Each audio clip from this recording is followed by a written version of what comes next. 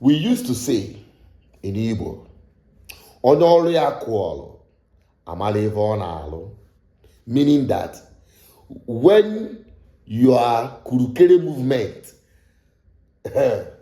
casts, people go know the real thing where you dey do. This Yoruba man that Nigerian federal government led by another Yoruba man or group of bunch of Yoruba people, because they have turned Tinubu government has become Yoruba tribal government, now disowning one of their own is a classical explanation of the kind of fraud this regime is embellished with. Where Chief of Staff to the President has meritoriously served for good 20 years and rose from minority leader, majority leader, and then speaker for good 4 years. I mean, he rose to be the number 4 citizen of Federal Republic of Nigeria. So the question becomes unaffordable. At what point in the process did reference to non-existent agency allegedly enter the official record? And if that are indeed present in an official documentation, what that implies about the integrity of the process that produced and approved those documents?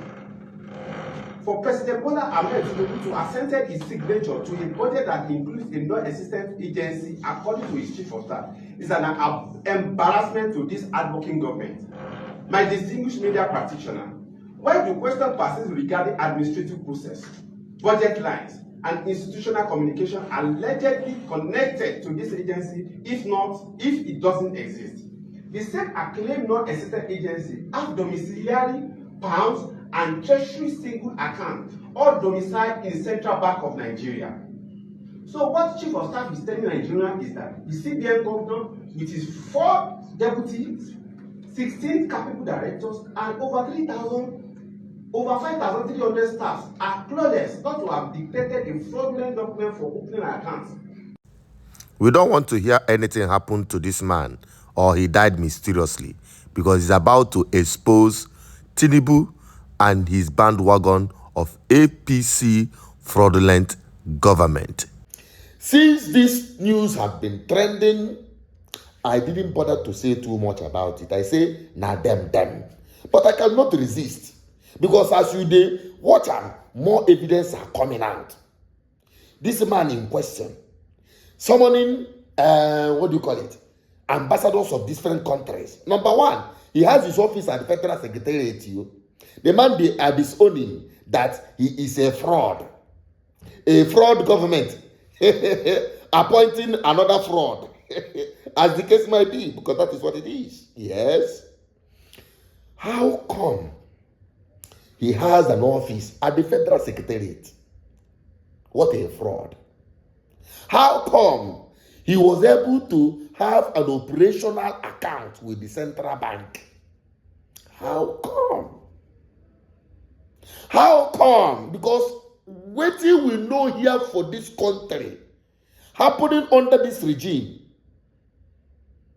If you can't find it here, you can't find it any other place. How come the same man they are saying he's a scam, that he's an imposter, has his office and his budget allocation reflected in the Nigerian national budget, signed by the president? How come? What a miracle. What a scam.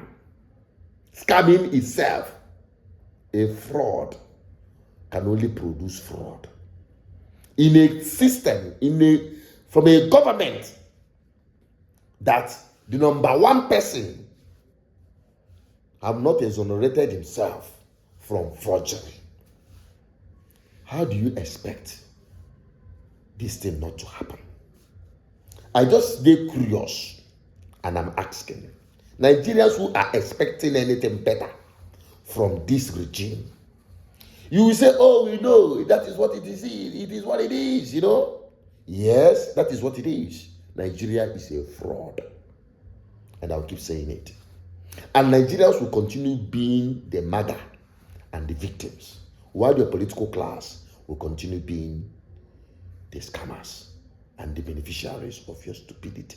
Because at the end of the day, now you they go still use re-election.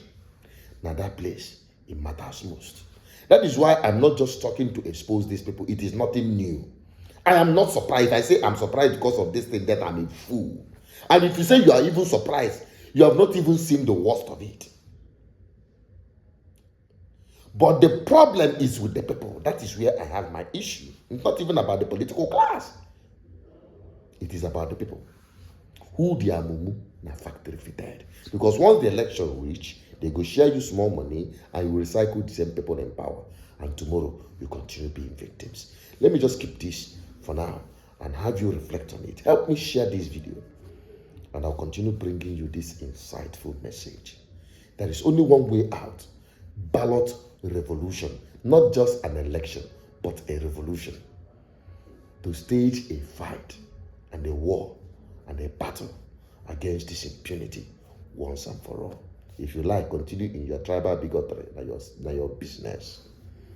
If you like, continue in your religious bigotry, na your concern. But last, now you go take your head, carry on. I'm only a messenger, deal with the message, leave the messenger out of it. My name is Asuchenet Peters, your advocate and the crusader for good governance. Help me share this video and subscribe for more. Bye-bye for now.